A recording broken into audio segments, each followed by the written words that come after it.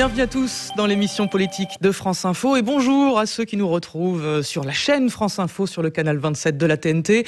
Une demi-heure tous les jours ensemble pour faire le tour de l'actualité politique avec vous Jean-Michel Apathy. Bonjour.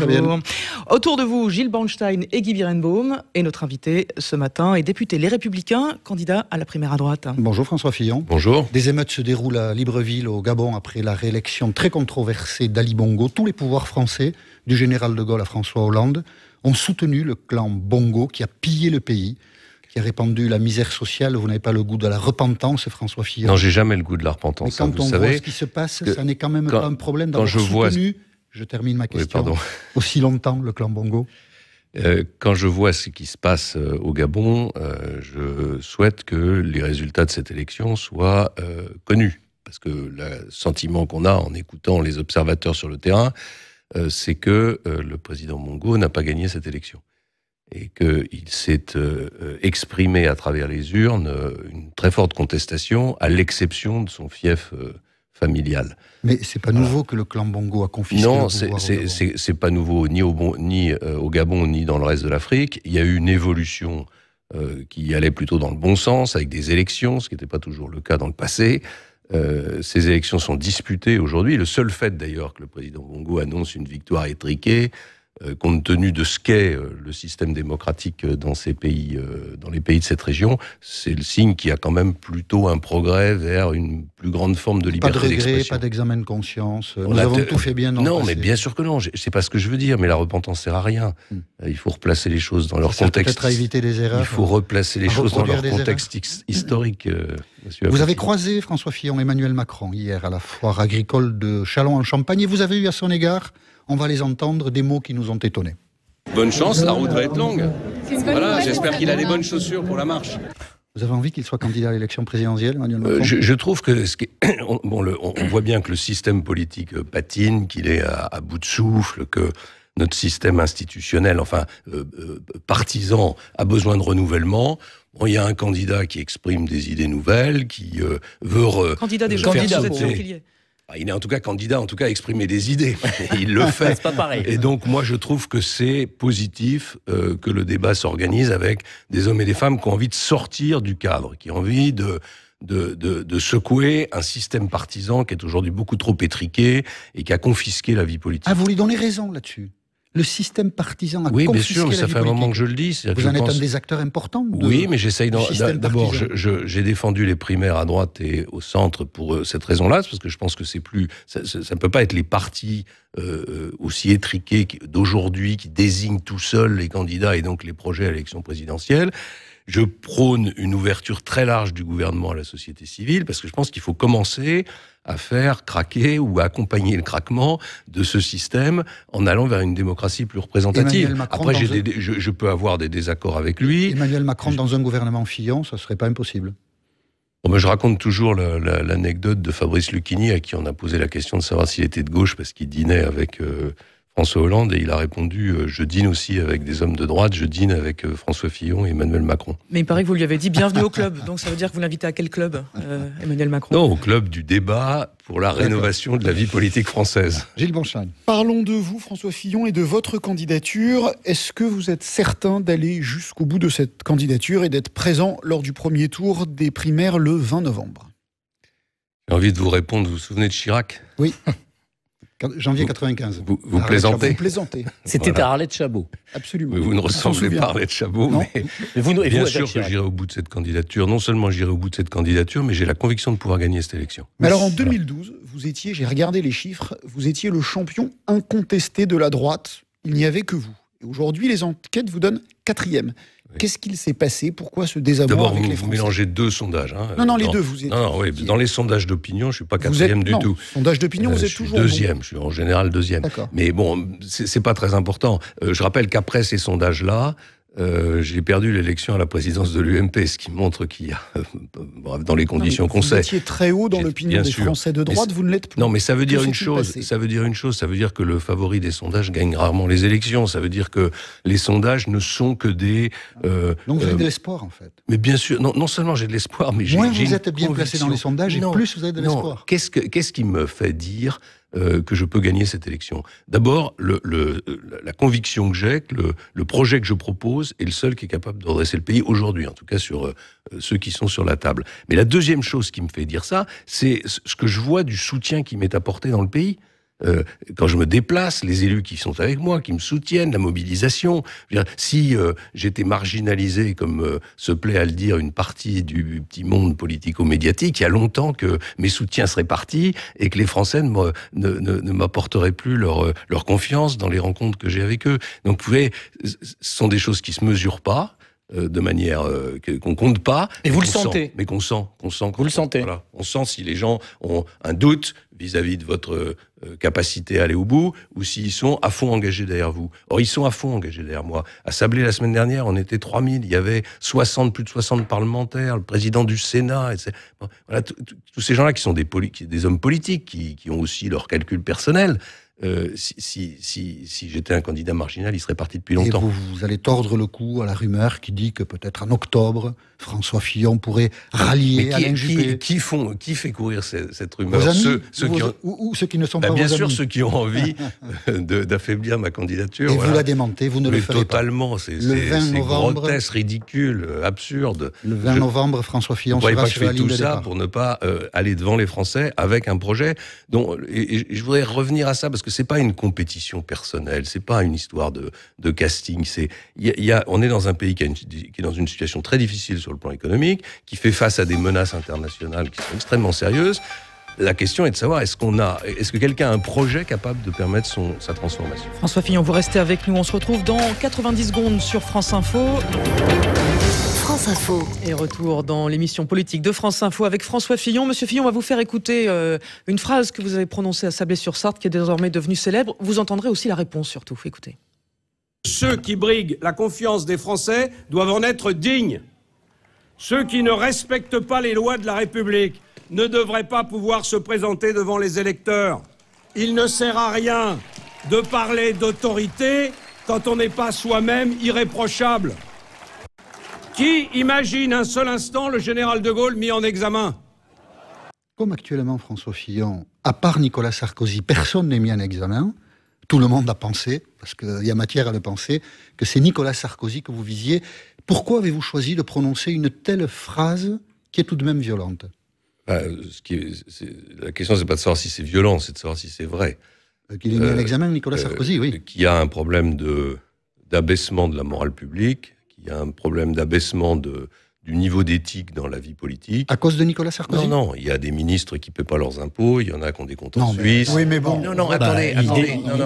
Vous ne pouvez pas mettre M. Thévenoud et Nicolas Sarkozy sur le même plan. Ce que je mets sur le même plan, c'est la manière dont... Pourquoi vous n'assumez pas le fait que vous visiez Nicolas Sarkozy? Ce que je mets sur le même plan, c'est la manière dont le système politico-médiatique, au fond, passe sur toutes ces affaires. Tout ça... ça fait la une pendant 3 jours, et puis ensuite c'est fini, on n'en parle plus. Et moi, sur le terrain, je rencontre tous les jours des gens qui me disent, moi, quand je passe devant le radar, je paye. Voilà. Et si on veut rétablir l'autorité dans le pays, je dis qu'il faut des responsables politiques honnêtes, irréprochables. Donc vous parlez bien de Nicolas Sarkozy. Nicolas Sarkozy n'est pas irréprochable. Je dis Est-ce qu'il est irréprochable? Prenons le problème autrement. Je dis que la question des affaires, et en particulier le fait que dans ma formation politique, il y ait au moins 18 millions d'euros qui aient disparu et que personne ne sache où ils sont. Parlez de l'affaire Big Malion. Tout ça, c'est malsain. Et je considère que si on veut redresser le pays, si on veut rétablir une forme d'autorité de l'État, il y a une question d'exemplarité qui se pose. Elle se pose à tout le monde. Elle se pose à tout le monde. Et la manière dont je l'ai évoquée d'ailleurs, en évoquant le général de Gaulle, elle concerne la question de l'exemplarité et de l'honnêteté. Elle concerne aussi la question de la manière de gouverner. Je pense qu'on a, depuis plusieurs années, abaissé la fonction présidentielle. Je dis que... Alors tout le monde explique que c'est à cause du quinquennat. Moi, je pense que ça n'est pas à cause du quinquennat. Je pense que cette façon de gouverner le pays en prenant le pouvoir de force, d'une certaine façon, parce que la Constitution, je le rappelle, elle donne le pouvoir au gouvernement de gouverner. Et on a depuis... il faut le dire, les 2 derniers quinquennats, un président de la République, que j'appelle un président de la République de fait divers, d'abord, qui parle à tort et à travers, et qui, deuxièmement, gouverne à la place du gouvernement. Bon. J'avais théorisé ça une première fois en disant tirons-en les conséquences, supprimons le Premier ministre, mais créons à ce moment-là un régime présidentiel avec un contrôle du Parlement sur le président de la République. Eh bien, je reviens sur ce sujet et je dis, si j'étais président de la République, j'exigerais que l'ensemble des membres du gouvernement soient irréprochables, et deux, je reviendrai à une conception gaulliste de la Constitution. Et si vous étiez mis en examen, vous ne vous présenteriez pas à cette primaire? C'est une évidence. Parce que lui, Nicolas Sarkozy, s'est reconnu évidemment dans vos propos. Écoutez ce qu'il disait. Vous voulez dire que je l'ai nommé? Bon, je l'ai fait, il a été un bon Premier ministre. Je ne me donnerai pas le ridicule d'attaquer celui avec qui j'ai travaillé pendant 5 ans. Voilà, ça se passe bien entre vous, dites donc. Je l'ai fait. Oui, enfin, cette manière de concevoir la politique, je l'ai nommé, je l'ai fait. Enfin, c'est juste vous a fait, Nicolas ridicule. Sarkozy. J'existais avant Nicolas Sarkozy. Je crois même avoir largement contribué à le faire élire en 2007, car il n'y avait pas beaucoup d'hommes politiques de droite qui le soutenaient à cette époque-là. J'ai passé un accord avec lui pour mettre en œuvre un programme. Je ne me reconnais pas dans cette manière de faire de la politique qui est une manière clanique. Guy Bienbaum. Manière clanique. Et Guy Bienbaum. Oui, c'est-à-dire je l'ai fait, je l'ai nommé, il me doit tout. Mais qu'est-ce que c'est que cette conception de la vie publique? Nous, pourquoi est-ce qu'on s'engage dans la vie politique? On s'engage pour apporter des solutions au pays. Bon, est-ce que les solutions que propose Nicolas Sarkozy pour le pays sont bonnes? C'est aux Français de répondre. Est-ce que les miennes sont bonnes ou sont meilleures? C'est aux Français de répondre. C'est pas une question. On n'est pas dans un club où il s'agit de savoir s'il est loyal ou pas loyal à celui qui a été son président. Qu'est-ce que ça veut dire? C'est d'ailleurs le même débat que j'ai entendu à propos de M. Macron et des socialistes. Est-ce que Macron est loyal ou pas? Tout le monde s'en fout. C'est pas la question. La question, c'est de savoir s'il a des solutions pour le pays. Guy Bienbaum. Vous vous êtes pas reparlé, je suppose, depuis cette... Non. Bien. Et entre lui et Alain Juppé, si vous deviez choisir? Mais je ne choisirais pas, puisque je serai au deuxième tour de la primaire. Ça, vous pouvez me poser la question dans tous les sens. Bon, et si vous n'y êtes pas, vous choisirez, mais on verra. On verra plus Il y a tard. quand même une dynamique Sarkozy depuis son entrée en campagne. Comment vous expliquez... Y a-t-il une nostalgie Sarkozy à droite? Et si oui, comment l'expliquez-vous? Non, mais enfin, dynamique, il a dans des conditions que chacun sait, repris la direction du parti, donc ça lui donne une certaine Mais il y a une capacité. nostalgie à droite? Non, moi, c'est pas ce que je ressens. Il a des supporters, naturellement. Puis après tout, c'est un homme qui a des qualités, qui a une énergie, qui a un projet. Et c'est un projet qui ne me paraît pas, pour ma part, de nature à redresser le pays. Et c'est pour ça que j'en oppose un autre. Mais il y a des gens qui le soutiennent, bien sûr. Et puis, le bilan du quinquennat est un bilan qui apparaît aujourd'hui par rapport à celui de François Hollande comme plutôt meilleur. Mais la dynamique, je la sens pas. Je la sens pas. Je crois que par rapport à la puissance de l'entrée en campagne, je sens pas cette dynamique. Les chefs d'entreprise ont beaucoup aimé votre passage à l'université d'été du MEDEF. Dans la presse, il y avait des titres. On va voir celui du journal Le Monde. François Fillon a séduit les chefs d'entreprise. C'est pas embêtant en France d'être le candidat des patrons? Et vous vous rendez compte, Michel Apathy, de la question que vous posez? Non, pas bien. Non, mais ça montre à quel point ce pays marche sur la tête, quoi. La question de savoir, il faudrait être haï des chefs d'entreprise pour pouvoir être élu en France. Donc ça veut dire qu'on est quoi, dans un pays non, quand vous dites marxiste, communiste? Non, pas du tout. Quand vous dites vous-même, parce que c'est vous qui faites appel à l'histoire, je suis gaulliste, etc. Le gaullisme ne se définissait pas, en tout cas pas théoriquement, intellectuellement, par une proximité avec les chefs d'entreprise. Oui, enfin ça c'est vite dit, parce que 58 a été un grand moment de libération de l'économie française. Et beaucoup l'ont oublié. 58 a été aussi l'entrée de la France dans le marché commun. Mais en plus, la période a beaucoup changé. La France était un pays plutôt riche, qui était une grande puissance, qui dominait encore une partie du monde. Aujourd'hui, on n'est plus du tout dans cette situation. On est dans une économie complètement ouverte. On a besoin de libérer un peu le pays pour que les choses fonctionnent. Et c'est pas de l'idéologie. Je vais juste faire remarquer qu'on est à 57% de prélèvements obligatoires. 57% de tout ce qu'on produit est dépensé à travers la dépense publique. Si on appliquait le programme qui est le mien intégralement, allez, on reviendrait à 50%. On serait encore de très loin un des pays les plus socialisés au monde. Donc c'est pas une question idéologique, c'est une question de bon sens. On est allé trop loin en matière de contrôle, de taxes, de réglementation. Il faut revenir un peu et redonner un peu d'oxygène. pas seulement aux entrepreneurs d'ailleurs, à toute la société française. Mais ici même, Henri Guénaud, mardi, dénonçait les tenants de l'économie du sacrifice, en faisant vraisemblablement allusion à vous. Peut-on faire redresser la France en promettant du sang et des larmes comme vous le faites? Mais de quel sacrifice on parle? Voilà. Aujourd'hui, 600 000 fonctionnaires en moins, c'est en pas... quelques secondes. Ouais. Vraiment quelques secondes. Oui, mais enfin 600 000 fonctionnaires en moins pour qu'on atteigne le plein emploi en France, comme c'est le cas en Grande-Bretagne ou en Allemagne. Voilà. Ça veut dire que... C'est dit. C'est dit. François Fillon, on se retrouve dans un instant sur France Info. France Info. Et la suite de l'émission politique sur France Info. Monsieur Fillon, c'est plus de l'amour, c'est de la rage. Voilà que Renaud, à nouveau, vous dit son soutien. Est-ce que vous vous souvenez de cette chanson? C'était il y a une trentaine d'années. Ah bah je vais pas vous la chanter si elle part pas, parce que sinon ça va être un petit peu compliqué. Il paraît qu'elle va partir quand même. Allez. Bon bah écoute. Sur chaque année, ils s'offrent le prix Goncourt. Le jour où les cons seront plus à droite, il y a peut-être une chance qu'ils votent à gauche. Le jour où les cons ne seront plus à droite, il y a une chance qu'ils votent à gauche. Et donc Renaud vous soutient. Voilà. Ça veut dire deux choses. D'abord, ça veut dire que tout le monde change. Et la deuxième chose, c'est que ça vous embouche un coin, surtout. Ça nous embouche pas un coin, ça nous a bien fait marrer, en fait. Non, c'est drôle. Oui, c'est ça. 2 fois. En tout cas, moi, ça me touche. Voilà. Ça vous touche vraiment? Oui, ça me touche. Pourquoi? On est très différents, naturellement, y compris sur le plan des convictions idéologiques, mais ça me touche, parce que ça veut dire qu'il y a... c'est un homme de talent qui représente quelque chose et qui reconnaît sans doute la forme de sincérité de l'engagement qui est le mien. Ce que j'essaye de mettre en avant, c'est la sincérité de mon engagement par rapport à ce que j'appelle, moi, du théâtre et de la comédie. Alors, il y en a d'autres qui vous soutiennent. Oui. Un autre soutien, c'est celui de Sens Commun. Est-ce que c'est un peu plus ennuyeux, Sens Commun? Pas du tout, c'est la même Alors, chose. Sens Commun précise, oui. quand même, une association qui était extrêmement opposée, aussi radicalement opposée au mariage pour tous. Oui, qui fait partie des Républicains, comme vous le savez. Mais c'est une association autonome. Et son soutien me touche beaucoup. Parce que j'ai toujours défendu la même position par rapport au mariage pour tous depuis le début, c'est-à-dire depuis le début des débats. J'ai toujours dit que j'étais opposé à ce texte sur le principe, que j'étais absolument pas opposé à la reconnaissance par le mariage de l'amour homosexuel, mais que je considérais qu'il y avait un problème autour du droit de la filiation.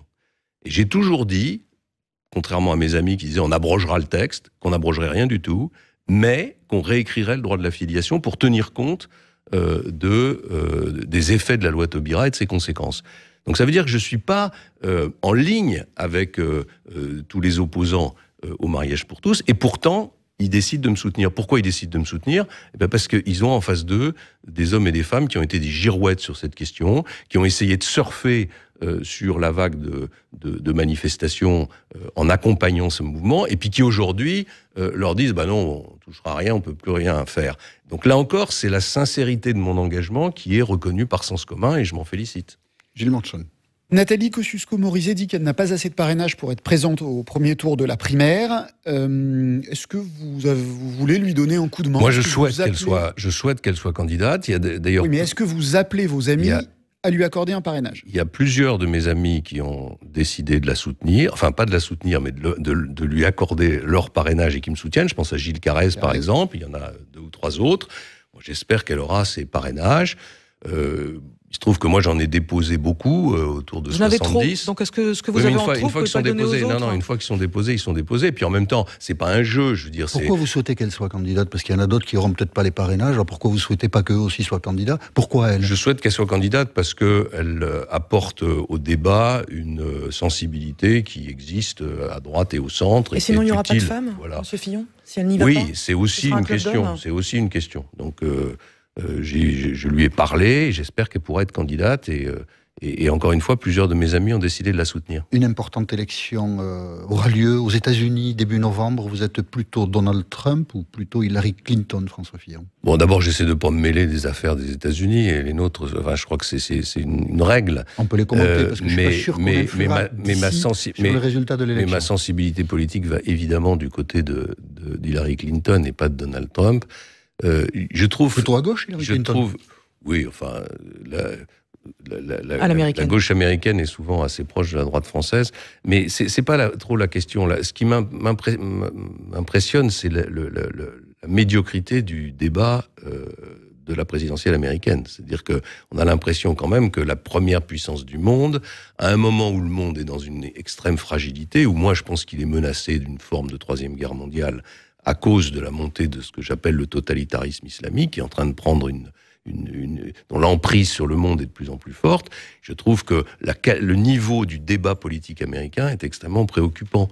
Et pose des questions sur le fonctionnement de la démocratie, sur son évolution, et nous ramène au débat qu'on avait tout à l'heure. Donald Trump exprime quelque chose, c'est-à-dire... Et bien sûr, tous les candidats expriment quelque chose. Cette manière de parler, de dire les choses, d'essayer de casser, vous l'avez évoqué comme ça, François Fillon, un système partisan. Oui, mais en même temps, avec un homme dont la vie personnelle, dont le parcours professionnel, etc., est en désaccord complet avec le discours qui tient. Donc il y a quand même un sujet, là encore, de sincérité de l'engagement. Guy Birenbaum. Je suis venu avec un livre qui se vend bien, c'est celui de Nicolas Sarkozy, il s'appelle Tout pour la France. C'est pas moi qui dis qu'il se vend bien, c'est l'Institut GFK, 32 000 exemplaires en 3 jours. Est-ce que vous l'avez lu ? Non. Vous l'avez pas lu ? Non, je l'ai pas reçu. Il vous l'a pas envoyé ? Non. Pas de dédicace, rien. Non, pas de dédicace. Vous avez vérifié la poste ? On peut vous le donner. On va vous le faire passer, voilà. Merci. Vous le passez. Faut pas qu'il reste au milieu de la table. Non, bah voilà. Là, c'est personne un ne pourra symbole, le là, faire. Il est resté au milieu de la table. Non, mais c'est étonnant qu'il vous l'ait pas envoyé. C'est anecdotique, ça. Non, c'est pas une anecdote. Pour finir, vous êtes fâché, vous êtes brouillé, c'est quoi Oui, votre relation humaine, elle est comment ? Non, votre relation humaine, elle est comment ?